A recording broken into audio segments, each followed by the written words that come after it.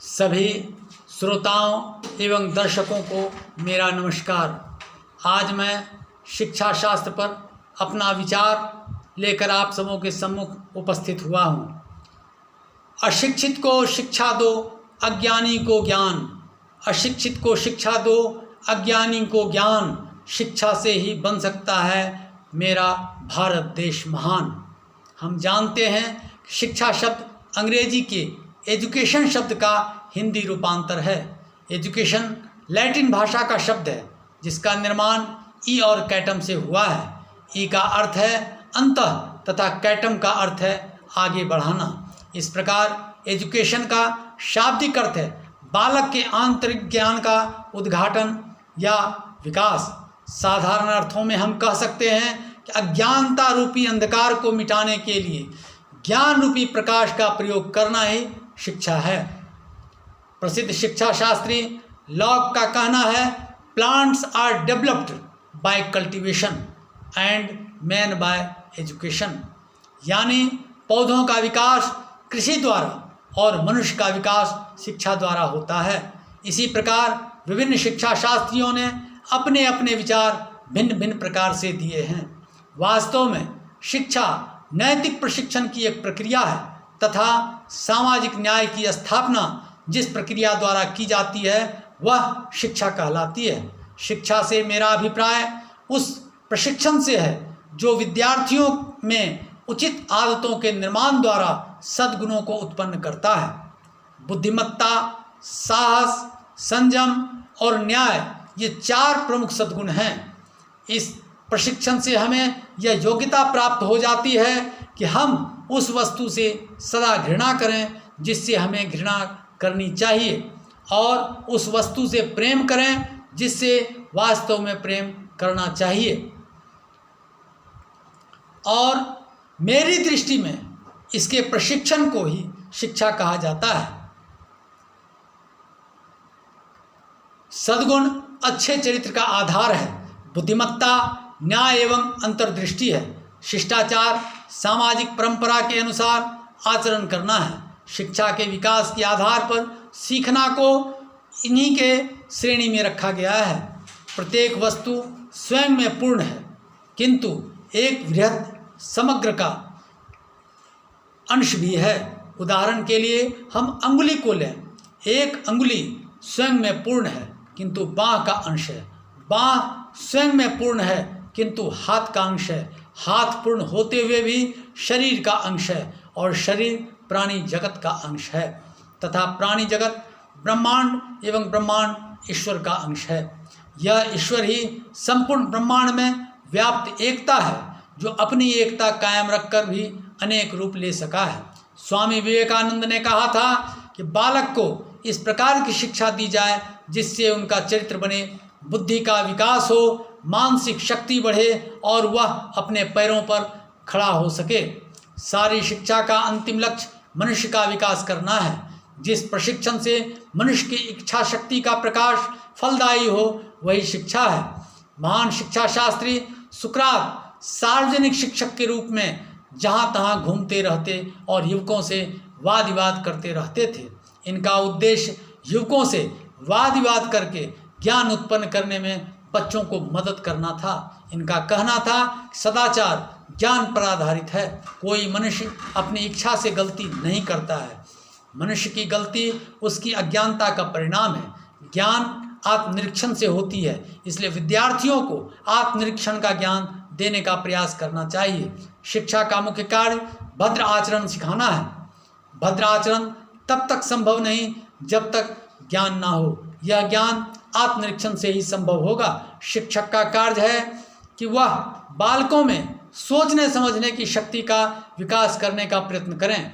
जब हर बड़े वैज्ञानिक, इंजीनियर, लेखक आदि सारे काम सोचने की शक्ति से करते हैं तो फिर हमारी शिक्षा प्रणाली हमें याद करना ही क्यों सिखाती है। शिक्षा का प्रथम प्रयोजन देश की एकता की रक्षा करना है, नागरिक के गुणों का विकास करना है, बच्चों के गुप्त विवेक को जागृत करना है, सत्यम, शिवम एवं सुंदरम का विकास करना है, विरोधी तत्वों को पहचानने एवं इनमें संतुलन स्थापित करने के ज्ञान का विकास करना, अच्छे व्यक्तित्व का विकास करना है। व्यक्ति अपने अनुकूल सामाजिक कार्य का सक्षम सदस्य बन सके एवं मानव शिशु को मानव बनाना शिक्षा का मुख्य कार्य है। चरित्र निर्माण के लिए बालकों में सामान्य गुणों के विकास को आवश्यक बताया गया है। ये गुण हैं शक्ति, साहस, संवेदनशीलता तथा बुद्धि। शक्ति शारीरिक गुण है और इसका संबंध अच्छे स्वास्थ्य से है। साहस निर्भयता का एक रूप है। भय तथा क्रोध की दशा में साहस आ नहीं सकता।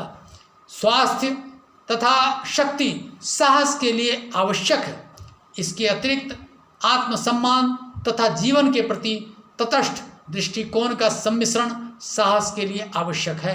प्रेम की भावना तटस्थ दृष्टिकोण के विकास में सहायक होती है, जो ज्ञान की इस दिशा में मदद करती है। संवेदनशीलता एक मनोभाव है, इससे साहस परिमार्जित हो जाता है।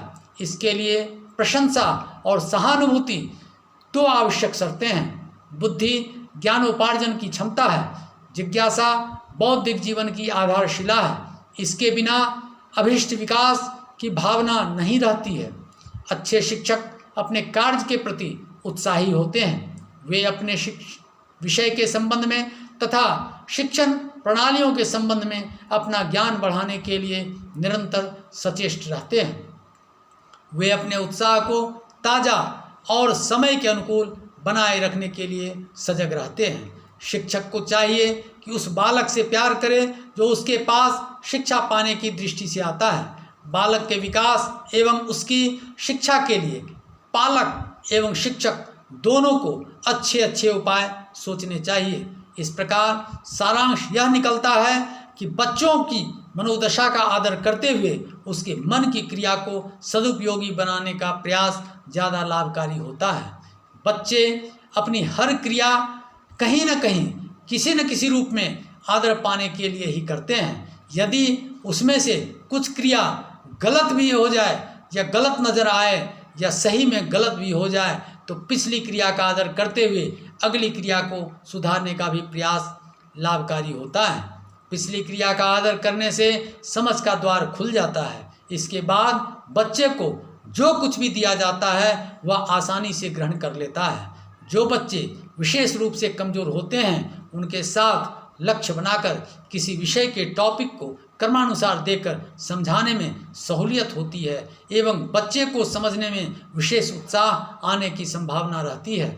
यह क्रम सीढ़ी की तरह होने से और अच्छा होता है। किसी भी निर्देश में हीनता लाने की भाषा का प्रयोग नहीं होने से बच्चों को आगे बढ़ाने में मदद मिलती है। कमज़ोर बच्चों को गृह कार्य नहीं दिया जाना चाहिए। यदि दिया भी जाए तो उसे सामने में ही तैयार कराया जाना चाहिए एवं गृह कार्य वही दिया जाना चाहिए जिससे वह बिना थकावट महसूस किए हल कर सके। विद्यालय में एक आचार संहिता का निर्माण भी होना चाहिए। आचार संहिता में कुछ खास बिंदुओं का रहना नितांत आवश्यक है। विद्यार्थी में शुद्धता होनी चाहिए। विचार, वाणी और कर्म में पवित्रता होनी चाहिए। किसी भी विद्यालय को श्रद्धा की नज़र से देखना चाहिए, चाहे वह विद्यार्थी कहीं का या कोई भी हो। यदि उसे आपके मार्गदर्शन की ज़रूरत है तो उसे अवश्य दिया जाना चाहिए। शिक्षक नाम से सुशोभित व्यक्ति चाहे किसी भी देश या विद्यालय के हों, उनके प्रति उन्हें विनयशीलता का भाव अंतर्मन से रखना चाहिए। अभिभावक अपने हों या साथी के, उनके समक्ष नम्रता, विनय एवं श्रद्धा का समयानुसार प्रयोग करना चाहिए ताकि हमारी कथनी एवं करनी पर उन्हें भरोसा हो। यही भरोसा देश का भरोसा बन जाता है। आप कोई भी काम ऐसा करें जिससे माता पिता, भाई बहन, चाचा चाची एवं अड़ोस पड़ोस के लोगों को ऐसा लगे कि इस बच्चे में ज्ञान की पिपासा है, यह परिश्रमी है, इसका आदर्श ऊंचा है एवं सदा दूसरे का भला चाहने वाला है। इतना कहलाने पर आप एक उच्च विचार वाले व्यक्ति या विद्यार्थी कहलाने वाले बन जाएंगे। अपने गुरु पर अटूट विश्वास होनी चाहिए। अपने गुरु की पूजा ईश्वर की दृष्टि से होनी चाहिए। गुरु की आज्ञा का पालन आंख मूंद कर होनी चाहिए। विद्यालय की शिकायत का निवारण विद्यालय में ही होना चाहिए। विद्यार्थी, शिक्षक एवं अभिभावक तीनों को मिलाकर विद्यालय बनता है। विद्यालय की शिकायत विद्यार्थी, अभिभावक एवं शिक्षक तीनों की शिकायत होती है। जिस विद्यालय में जितनी कम शिकायत होती है वह विद्यालय उतना अच्छा कहा जाता है। विद्यार्थी विद्यालय का, माता पिता का, समाज का एवं देश का भविष्य होता है। अतः विद्यार्थी को सबकी सम्मान का ख्याल रखना चाहिए। अपने से छोटों को स्नेह दें, बराबर वाले के साथ समभाव का विचार रखें एवं अपने से बड़ों के प्रति आदर के भाव का प्रदर्शन करें। अपने विचार, अपनी वाणी एवं अपने कर्म में विद्यालय हित की भावना झलकनी चाहिए एवं वैसा प्रदर्शन भी होना चाहिए। बच्चे हमारे क्रियाकलापों से ज़्यादा सीखते हैं, इसलिए हमारे विद्यालय द्वारा निर्धारित समय का पालन, रुचिकर शिक्षण कार्य, अनुशासित व्यवहार, अपने जूनियर सीनियर के साथ उचित सहयोग करने की कोशिश करनी चाहिए, जिससे सब मिलकर विद्यालय को अपने लक्ष्य तक पहुंचाने में मदद दिला सके। एक व्यक्ति की लापरवाही से विद्यालय में सबकी मेहनत बेकार हो सकती है। अतः कोई भी विद्यालय की कड़ी को कमज़ोर करने वाला तत्व मालूम हो तो उसे प्रकाश में लाने का प्रयास करें, ताकि उचित मेहनत करने वाले को बल मिल सके एवं विद्यालय प्रगति में सफलता मिल सके। विद्यालय के प्रति एवं बालकों के प्रति अभिभावकों के भी कुछ प्रमुख कर्तव्य होते हैं। अभिभावक का बालक के साथ किया गया व्यवहार और बालक के लिए किया गया व्यवहार आगे चलकर बालक के व्यवहार का प्रतिमान निर्धारित करने में अपना योगदान निश्चित रूप से देता है। बालक शुरू से जिस वातावरण में रहता है उस वातावरण का प्रभाव बालक के शरीर, मन एवं बुद्धि पर पड़ता है। यह प्रभाव स्वाभाविक होता है। यह प्रभाव प्रयत्नपूर्वक भी संभव है। किसी चीज़ का प्रभावपूर्ण होना वातावरण पर बहुत कुछ निर्भर करता है। नैतिक वातावरण, शैक्षणिक वातावरण, सांस्कृतिक वातावरण, आर्थिक वातावरण, सामाजिक वातावरण, राजनैतिक वातावरण आदि किसी भी पक्ष को प्रभावपूर्ण बनाने के लिए उस तरह के वातावरण की बहुत ही आवश्यकता होती है। वातावरण कुछ विरासत से मिलती है एवं कुछ बनानी पड़ती है। प्रत्येक कार्यों में विनयशील गुणों का विकास आवश्यक है। इसके लिए सांस्कृतिक वातावरण आवश्यक है। परिवार से यह बच्चों को विरासत के रूप में मिलता है। पारिवारिक एवं सांस्कृतिक वातावरण की जानकारी मुख्य रूप से बच्चे अपने अभिभावक से पाते हैं। बच्चे के सामाजिकरण, सोशलाइजेशन 16 से 18 वर्ष तक की उम्र में विशेष रूप से आते हैं। इसके लिए अभिभावक के सहयोग की जरूरत पड़ती है। बालक के विकास में अभिभावक की मुख्य भूमिका होती है। इसके निर्वाह के लिए अभिभावक प्रशिक्षण आवश्यक है। प्रशिक्षण शब्द का अर्थ है व्यक्ति के ज्ञान, अभिवृत्ति तथा कार्यकुशलता में वांछित परिवर्तन लाना। अभिभावक शिक्षण से तात्पर्य है अभिभावकत्व का विकास व्यक्ति में विकसित करना, अर्थात व्यक्ति को बालक के विकास संबंधी सभी आवश्यक जानकारी देना तथा बालक के विकास के संबंध में जिम्मेदारी पहचान पाना तथा उसे निभाने के व्यवहार्थ रूप को समझ पाना। अक्सर समाज में यह धारणा बनी हुई है कि शिक्षित अभिभावक या माता पिता बालक के विकास के संबंध में सब जानते तथा समझते हैं और भली प्रकार से वे बालक का विकास कर सकते हैं। यह धारणा सर्वथा गलत है। प्रत्येक बालक एक नई समस्या उपस्थित करता है। माता पिता ठगे से रह जाते हैं। माता पिता के लिए आवश्यक है कि वे प्रयत्न करें कि मित्रतापूर्वक बालक के विकास में कार्य कारण का संबंध समझे, उसकी प्रत्यक्षता से साक्षात्कार करें, तभी वे बाल विकास के लिए शिक्षित कहलाएंगे। वे अपने बालक के व्यवहार से उनकी अंतर्मन, उनके उद्देश्य को समझ सकेंगे। उस विषय पर ध्यान देना जो परिवार से बच्चों के विकास में सहयोग मिले। दूसरे बालकों के साथ व्यवहार यानी विभिन्न आयु वाले बच्चे या लोगों के साथ व्यवहार, विभिन्न विकासावस्थाओं की विशेषताओं का निरीक्षण, अन्य अभिभावकों की समस्याओं को समझना, विभिन्न प्रकार की समस्याओं को समझना एवं विकासात्मक वातावरण तैयार करना। विद्यालय में भी बेसिक शिक्षा पर विशेष बल दिया जाना चाहिए। प्रत्येक विषय में कुछ बातें ऐसी होती है जिसके आधार पर बालकों का विकास निर्भर करता है। वैसी बातों की जानकारी बेसिक शिक्षा कहलाती है, जैसे सुंदर लिखावट, शुद्ध उच्चारण, शुद्ध वर्तनी और गति, या खासकर किसी भी भाषा के 4 प्रमुख स्तंभ हैं। इसके अतिरिक्त इतिहास, भूगोल, गणित, विज्ञान, सामान्य ज्ञान जैसे अन्य विषयों की बेसिक शिक्षा की जानकारी बेहद आवश्यक है। चूँकि बेसिक शिक्षण में काफ़ी समय लगता है और अधिक समय प्रगति में लगने से अभिभावक नाराज होते हैं, इसलिए बेसिक शिक्षा की पढ़ाई अधिकांश विद्यालयों में होती ही नहीं है। जब वे बेसिक शिक्षा पढ़े ही नहीं हैं तो पढ़ा कैसे सकते हैं। अब प्रश्न यह उठता है कि जब शिक्षक ही नहीं मिलेंगे तो बेसिक शिक्षा जैसे आवश्यक विषय को कैसे पढ़ाया जा सकता है। हमारे अनुसार बेसिक शिक्षा को मुख्य छोटे छोटे भागों में बांट देना चाहिए, जैसे सुंदर लिखावट, शुद्ध उच्चारण, शुद्ध वर्तनी, गति, बोलना एवं समझना, लक्ष्य निर्धारण, कार्यशैली, खोज की प्रवृत्ति, कठिनाइयों से सबक, अपना महत्व, विद्यालय का महत्व, परिवार एवं समाज का महत्व, राष्ट्रीय महत्व इत्यादि। शिक्षक में भी प्रमुख गुण होने चाहिए।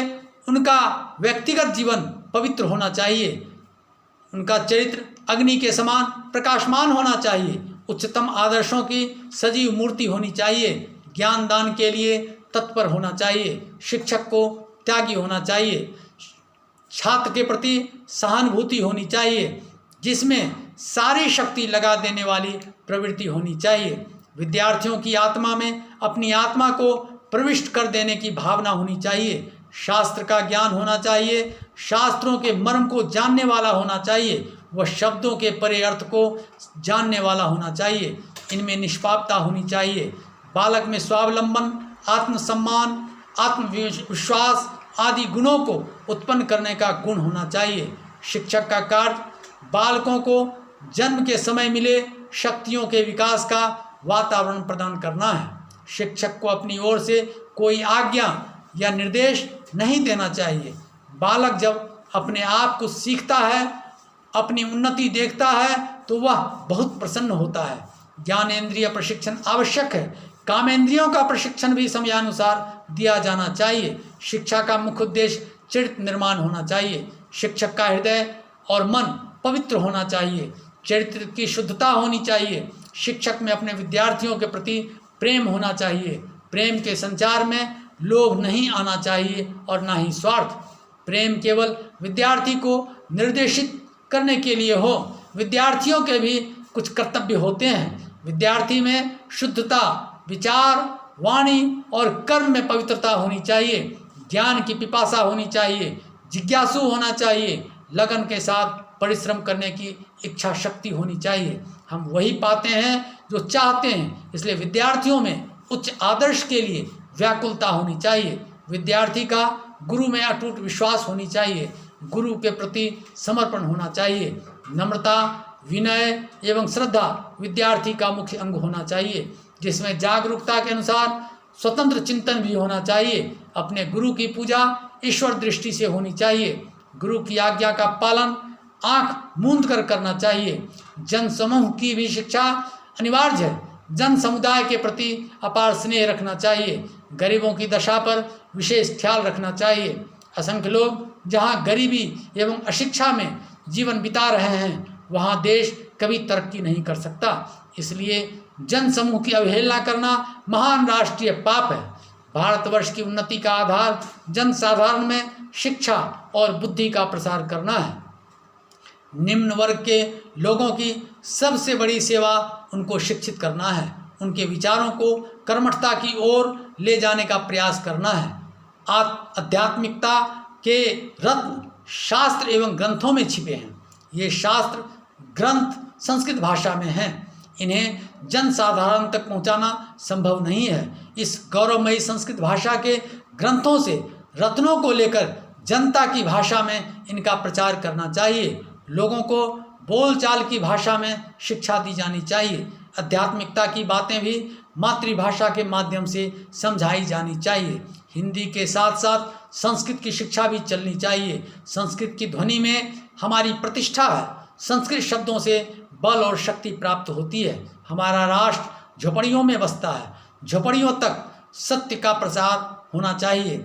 जनसाधारण को व्यवहारिक शिक्षा दी जानी चाहिए। उन्हें कृषि की शिक्षा मिलनी चाहिए। क्योंकि भारत एक कृषि प्रधान देश है और कृषि की उन्नति पर ही देश की उन्नति निर्भर है। जीवन के लिए आवश्यक विषयों की शिक्षा प्रदान करना समाज का कर्तव्य है। वाणिज्य व्यापार की शिक्षा की भी समुचित व्यवस्था होनी चाहिए। जन समूह की शिक्षा के अर्थ में सबसे बड़ी बाधा है उनकी दरिद्रता। नैतिक शिक्षा का भी प्रबंध होना चाहिए। हृदय महाशक्ति का द्वार है। प्रेम से सभी बाधाएं दूर हो जाती हैं। अनुभव की शक्ति भी होनी चाहिए। पहले हृदय से अनुभव करें, फिर कर्तव्य पथ का निश्चय करें, तदुपरांत उपाय करें। उपाय के लिए दृढ़ लगन चाहिए। विघ्न बाधाओं पर विजय पाने के लिए दृढ़ संकल्प और सत्य पर अडिग आस्था होनी चाहिए। हृदयवान बनकर कर्तव्य पथ का निश्चय करके लगन एवं दृढ़ता को अपनाकर बड़ा से बड़ा काम किया जा सकता है। मैं शिक्षा की दिशा को इस तरह मोड़ देना चाहता हूँ जिसके अंतर्गत बच्चे ऐसे चरित्रवान निकलें जिससे हमारे बच्चे बच्चियों को देखकर कोई भी ऐसा कह सके मेरा भी बच्चा ऐसा होता। मैं चाहता हूँ कि यदि विद्यालय में बच्चे का नामांकन हो जाए तो अभिभावक निश्चिंत हो जाएं कि अब हमारे बच्चे अच्छे हो ही जाएंगे। ऐसा विश्वास अभिभावक का विद्यालय के प्रति होना चाहिए। अभिभावक का विश्वास प्राप्त करना विद्यालय का मुख्य कार्य होना चाहिए। बच्चे की असीम शक्तियों को जगाकर कार्य बड़े हों या छोटे उसकी क्रियाविधि की जानकारी देकर अच्छे बुरे कार्यों के परिणामों का ज्ञान देकर ज्ञान प्राप्त करने के विभिन्न उपायों को बताकर इस कार्य की पूर्ति की जा सकती है। शिक्षण वह प्रक्रिया है जिसमें अध्यापक द्वारा बच्चे और विषय वस्तु का निकटतम संबंध जोड़ा जाता है। व्यापक रूप में इसका अर्थ है ऐसी परिस्थितियों, दशाओं तथा क्रियाओं की व्यवस्था करना जिससे बालक सीख सके। शिक्षा से मानव जीवन का घनिष्ठ संबंध है।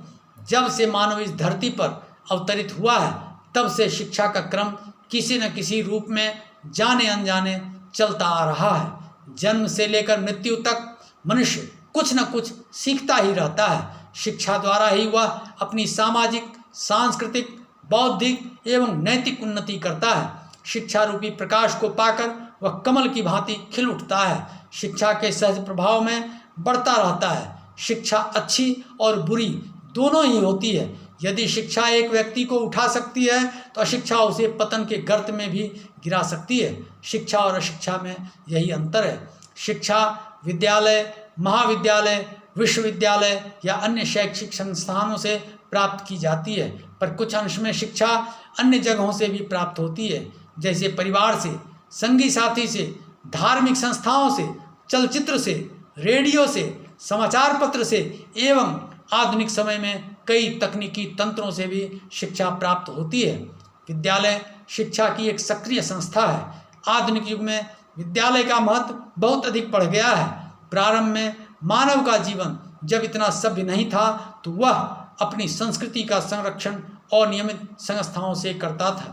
कालांतर में मानव समाज में अपने सदस्यों की संस्कृति का ज्ञान कराने के लिए भी एक नियमित संस्था का निर्माण हुआ जिसे हम विद्यालय के नाम से जानते हैं। आज के विद्यालय बालक के सर्वांगीण विकास में महत्वपूर्ण योगदान देते हैं। शिक्षा का अर्थ केवल सैद्धांतिक ज्ञान संग्रह करना ही नहीं है, परंतु उसका कार्य शारीरिक, मानसिक, चारित्रिक, सामाजिक और औद्योगिक विकास भी है। समाज यह कार्य विद्यालय के माध्यम से ही संपन्न करता है। अतः शिक्षा के लिए विद्यालय अनिवार्य है।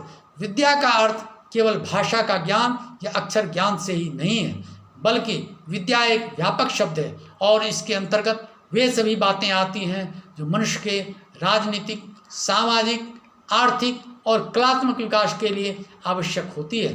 अतः हम कह सकते हैं कि विद्यालय का अर्थ उस स्थान अथवा संस्था से है जहाँ समाज की नवजात पीढ़ी को उसकी क्षमता और बुद्धि के अनुसार निश्चित विधि से अध्यापकों द्वारा समाज के विज्ञान, कला, कौशल, धर्म, नैतिकता और दर्शन आदि का ज्ञान कराया जाता है। विद्यालय का तात्पर्य एक ऐसे वातावरण से है जहाँ जीवन के गुणों और कुछ विशेष प्रकार की क्रियाओं और व्यवसायों की शिक्षा इस उद्देश्य से दी जाती है कि बालक का विकास वांछित दिशा में हो। विद्यालय वे संस्थाएं हैं जिसको सभी मनुष्यों के द्वारा इस उद्देश्य से स्थापित किया जाता है कि समाज में सुव्यवस्थित और योग्य सदस्यता के लिए बालकों की तैयारी में सहायता मिले। विद्यालय को सामाजिक आविष्कार समझना चाहिए, जो कि समाज के बालकों के लिए विशेष प्रकार का शिक्षण प्रदान करने के लिए हो। विद्यालय सिर्फ ईंट और गारे का बना हुआ भवन नहीं है जिसमें विभिन्न प्रकार के विद्यार्थी और शिक्षक विद्यमान होते हैं। विद्यालय वह बाजार नहीं है जिसमें विभिन्न योग्यता वाले अनिच्छुक व्यक्तियों को ज्ञान प्रदान किया जाता है। विद्यालय रेल का प्लेटफॉर्म नहीं है जहां विभिन्न उद्देश्यों से विभिन्न व्यक्तियों की भीड़ जमा होती है। विद्यालय कठोर सुधार गृह नहीं है जहां किशोर अपराधियों पर कड़ी निगरानी रखी जाती है।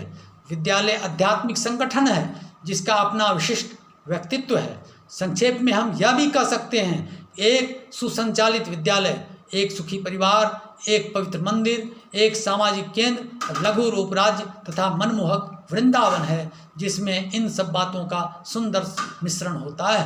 विद्यालय की शिक्षा को प्रभावशाली साधन बनाने के लिए एवं विद्यार्थियों में शैक्षणिक गुणवत्ता प्रदान करने के लिए साथियों का सहयोग, अभिभावकों का सहयोग, सामाजिक सहयोग, उच्चाधिकारियों का सहयोग, शिक्षक शिक्षिकाओं का सहयोग, पारिवारिक सहयोग, मित्र सहयोग, हित कुटुंब सहयोग, समाज सेवी सहयोग, जन साधारण सहयोग, शिक्षा शास्त्रियों का सहयोग, गुरुजन एवं श्रेष्ठ जनों का सहयोग, समाज के प्रबुद्ध जनों का सहयोग, पूर्ववर्ती एवं वर्तमान विद्यार्थियों का सहयोग आवश्यक ही नहीं अनिवार्य भी है।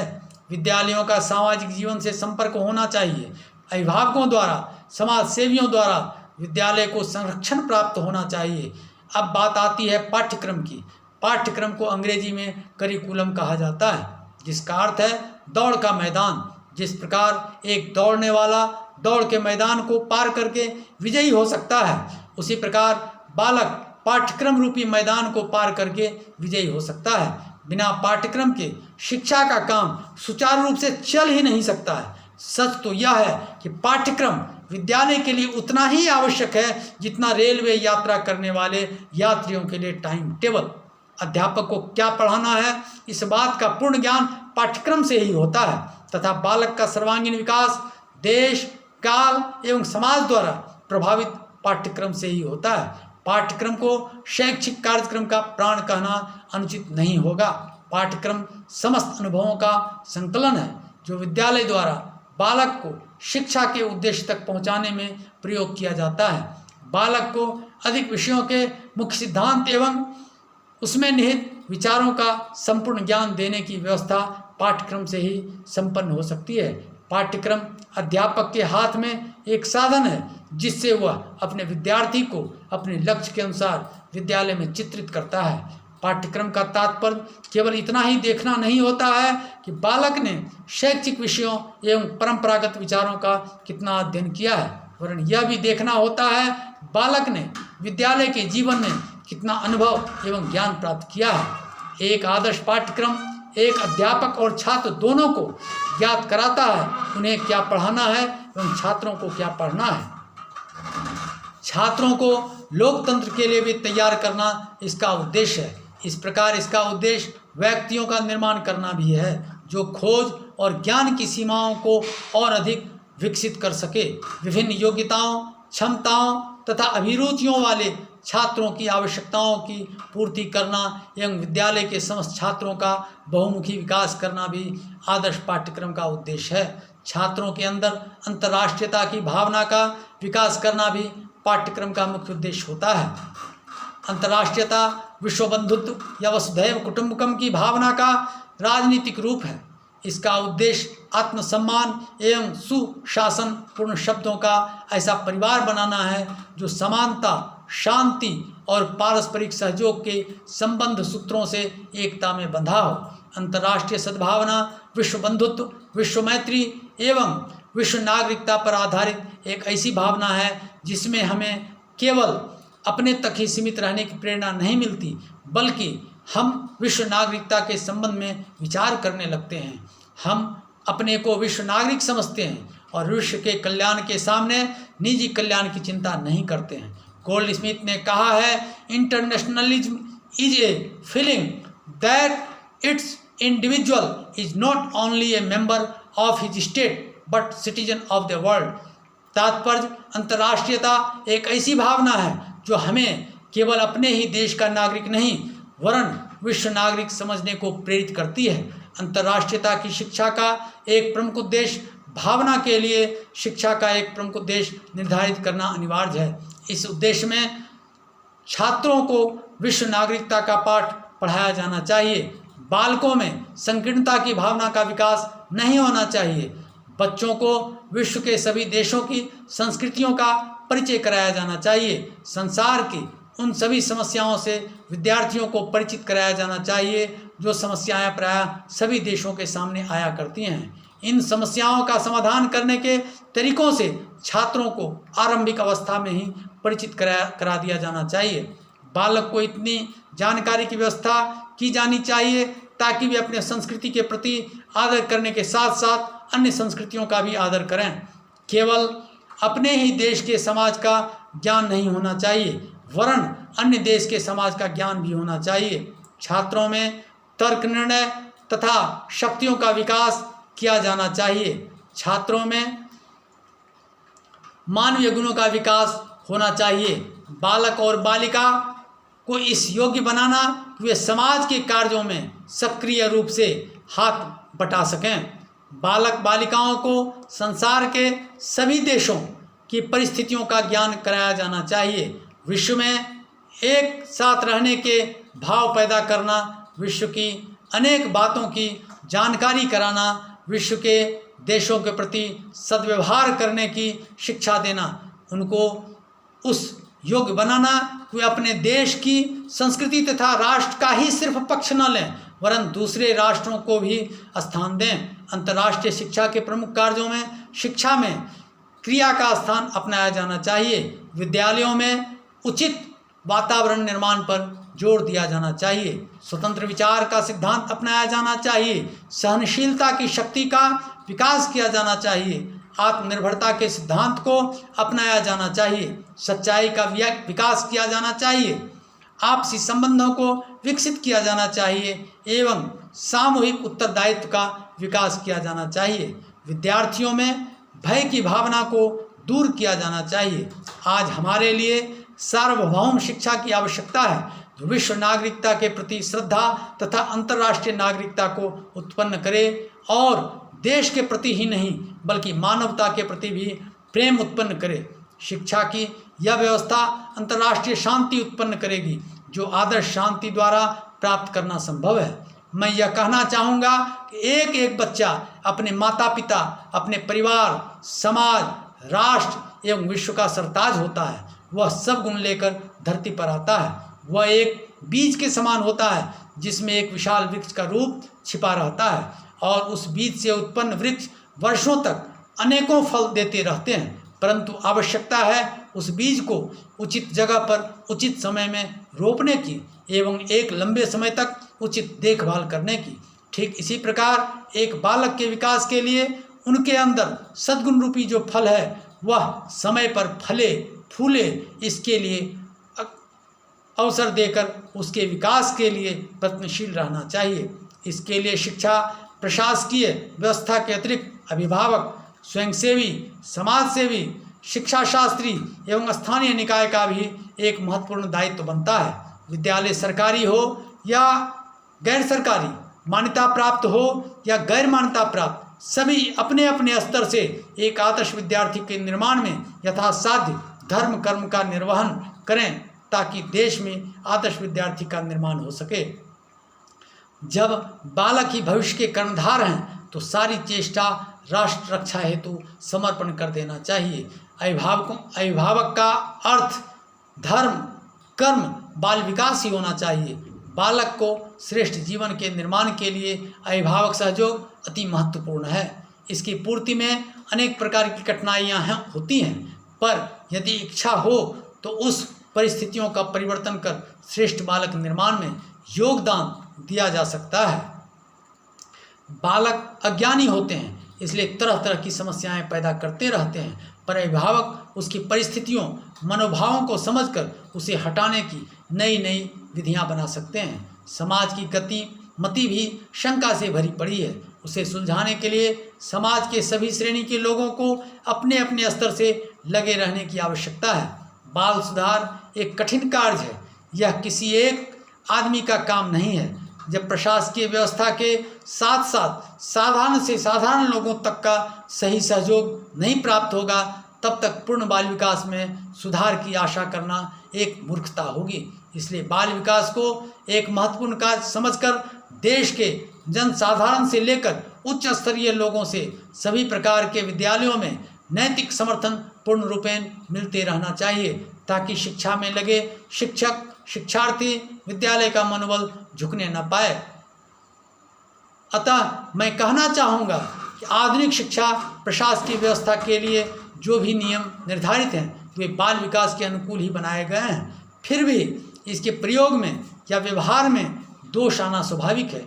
इसलिए मैं शिक्षा प्रशासकीय व्यवस्था से निवेदन करना चाहूँगा कि यदि प्रयोग या व्यवहार में थोड़ी भी त्रुटियाँ नजर आए तो उसे राष्ट्र हित के लिए सुधार कर आदर्श विद्यार्थी के निर्माण में एवं जहाँ भी विद्यार्थी शिक्षा प्राप्त कर रहे हैं, चाहे वह विद्यालय सरकारी हो या गैर सरकारी, मान्यता प्राप्त हो या गैर मान्यता प्राप्त, उनके मनोबल को प्रोत्साहन देने पर भी इस प्रकार का विचार विमर्श करें, ताकि सभी प्रकार के शिक्षण संस्थान को श्रेष्ठ बालक तैयार करने में समय समय पर ऊर्जा मिलता रहे।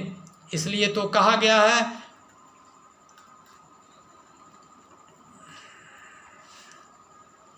मत सोच कि तेरा सपना क्यों पूरा नहीं होता। मत सोच कि तेरा सपना क्यों पूरा नहीं होता। हिम्मत वालों को इरादा कभी अधूरा नहीं होता। मत सोच कि तेरा सपना क्यों पूरा नहीं होता। हिम्मत वालों का इरादा कभी अधूरा नहीं होता। जिस इंसान के कर्म अच्छे होते हैं उसके जीवन में कभी अंधेरा नहीं होता। जय हिंद।